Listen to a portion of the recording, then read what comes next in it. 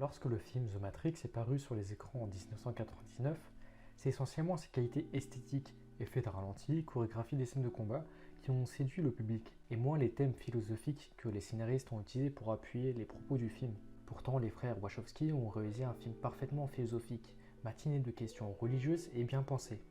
Au fond, les effets tant votés ne sont qu'un décorum, un artefact pour illustrer les propos du film. La principale ressource philosophique invoquée dans Matrix est l'allégorie de la caverne de Platon, laquelle est présentée dans son œuvre La République. Socrate y présente un monde dans lequel il existe deux niveaux de réalité, ou plutôt deux ordres ontologiques, le monde sensible, celui que nous voyons, et le monde intelligible que seul le philosophe peut connaître. Matrix reprend à son compte cette différenciation. Ce programme informatique joue ainsi le rôle de la caverne chez Platon. Seuls ceux qui ont été débranchés de la matrice vivent dans le monde réel, les autres ne vivant que par leur perception illusoire. La matrice étant un programme informatique, les humains y sont branchés tels que de vulgaires lampes. Ils voient un monde qu'ils considèrent comme réel, mais il n'est pas ce qu'il semble être.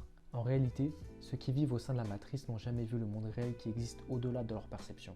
Thomas Anderson, alias Neo, est un banal employé dans une grosse société d'informatique. Sa vie est banale, ennuyante et simple, se résumant au fait de travailler dans un bureau open space pour ainsi rentrer chez lui chaque soir et recommencer.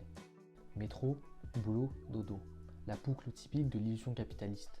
Anderson est cependant marginal, aliéné et oppressé par cette société. Il se sent en décalage avec le rôle que le monde lui a assigné. Contrairement à la version de Platon, où aucun des sujets de la caverne ne peut se rendre compte lui-même qu'il est dans la caverne, le personnage principal du film ressent déjà l'impression que tout ne tourne pas rond, sûrement pour un but dramatique. Il a le sentiment de ne pas être certain d'être éveillé ou encore endormi. You ever have that feeling where you're not sure if you're awake or still dreaming? Selon Socrate, la sortie de la caverne ne se fait pas par elle-même. Elle requiert l'intervention d'un outsider, une personne venant de l'extérieur et qui n'est donc pas, ou plus, conditionnée dans la caverne. D'après Socrate, l'un des individus de la caverne sera forcé d'y être libéré, et ainsi voir le monde extérieur. Dans Matrix, cet outsider prendra la forme de Morpheus, un individu mystérieux que Neo rencontrera au cours du film. Par l'intermédiaire d'un téléphone d'abord, le guidant dans sa fuite, Neo est d'abord effrayé et réticent face aux informations que Morpheus lui transmet. Tout comme l'esclave de la caverne, il rejette mécaniquement celui qui sait plus que lui, le sortant ainsi de sa zone de confort. Puis vient le moment où Neo rencontrera Morpheus en personne. Il lui expliquera la réalité qui l'entoure, et c'est notamment suite à la fameuse scène du choix entre la pilule bleue, l'illusion, ou la pilule rouge, la vérité, que Neo découvrira alors la vérité de ses propres yeux, qu'il est un esclave. That you are a slave, Neo. Like everyone else, you were born into bondage. Born into a prison that you cannot smell or taste or touch. Dans l'allégorie de la caverne, le prisonnier est forcé à sortir. Or, dans Matrix, la sortie prend la forme d'un choix. Cependant, nous pouvons imaginer qu'en contactant Neo, et donc en éveillant sa curiosité, Morpheus l'a indirectement forcé à sortir de la caverne. La sortie de la caverne est douloureuse et dangereuse. Neo en est le premier témoin. La scène de la sortie de la matrice représente explicitement l'allégorie de la caverne. Neo sort de l'ombre pour ainsi rejoindre la lumière, tel que l'esclave de la caverne. Neo, tout comme l'esclave, est ébloui. Ses yeux lui font mal, chose à laquelle Morpheus répond You've never used them before. En les ouvrant, Neo perd ses moyens. La réalité est douloureuse, violente et dure à encaisser. Il lui faut un temps d'adaptation. Cependant, peu à peu, Neo se familiarise avec son environnement, la réalité. Il passe par un long processus d'apprentissage qui se manifeste par la présence du personnage qui est l'oracle. Il ne voit plus les choses que par la lumière du feu, la matrice, mais par la lumière du soleil qui, elle, ne montre pas la réalité que par des ombres, mais par la chose tout entière. Une fois la réalité maîtrisée et comprise, Neo passe du rôle de libéré au rôle de libérateur.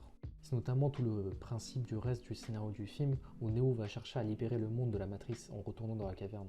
Sauf qu'ici, dans le film, il libérera le monde pour de bon, ce qui exclut alors le passage tout aussi important de l'allégorie de la caverne où Socrate explique que l'esclave revenant dans la caverne est marginalisé, voire même rejeté de la société formée dans la caverne. Il est tout à fait imaginable que le rôle de libérateur se soit transmis entre les membres du groupe Zion, et que Morpheus, étant lui-même été esclave, a connu le même processus d'adaptation que Neo. Tels que l'esclave libre revenant dans la caverne, les membres du groupe Zion sont marginalisés et aliénés. Rien que leurs robes en cuir et leurs lunettes de soleil les aliénisent déjà. Qui porterait bien des lunettes de soleil en pleine nuit? Néo lui-même était effrayé par l'esclave libéré qui était Morpheus, car il le tentait de sortir de sa zone de confort, ce qui met naturellement n'importe qui sur la défensive. Le film va même jusqu'à imaginer par le personnage de Cypher le cas où l'un des esclaves libérés, ne s'étant pas adapté et s'étant trop habitué au confort de l'illusion, va jusqu'à devenir hostile et tenter de tuer ses camarades, dans le but de retourner dans la matrice et son confort, car il est trop lâche et faible pour encaisser la réalité.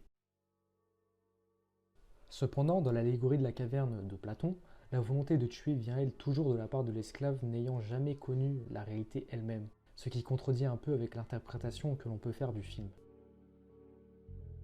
L'idée de ce mécanisme de défense penchant vers l'hostilité n'est pas choisie au hasard par Platon dans son allégorie, ni son choix d'utiliser le personnage de son mentor Socrate. En effet, Socrate a été lui-même condamné à mort suite à son procès, où il a été accusé de corrompre la jeunesse. Nous voyons ici clairement la représentation de l'allégorie de la caverne dans le film Matrix, cependant que pouvons-nous vraiment en tirer? Tout d'abord, l'homme est initialement conditionné. Tel que Neo dans Matrix, nous pensons connaître la réalité, alors que nous voyons que l'ombre de cette dernière, qui elle, est façonnée par les médias de masse, les soi-disant détenteurs de la réalité, les spécialistes, les préjugés, mais aussi nos sociétés et cultures en général.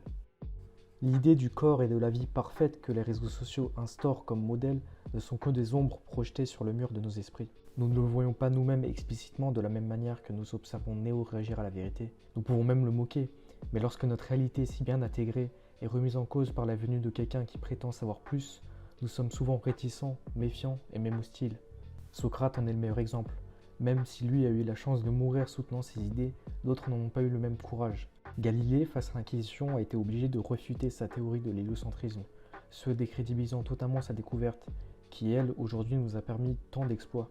Cela nous montre aussi que tout détenteur de savoir, philosophes comme scientifiques, hommes politiques comme représentants religieux, ne sont que des hommes, et qu'il ne faut pas les idolâtrer, car leur rôle n'est pas de remplacer une réalité par une autre, une ombre par une autre ombre, en nous apposant des dogmes, mais plutôt de nous donner les outils pour les découvrir nous-mêmes et ainsi nous libérer de ces préjugés.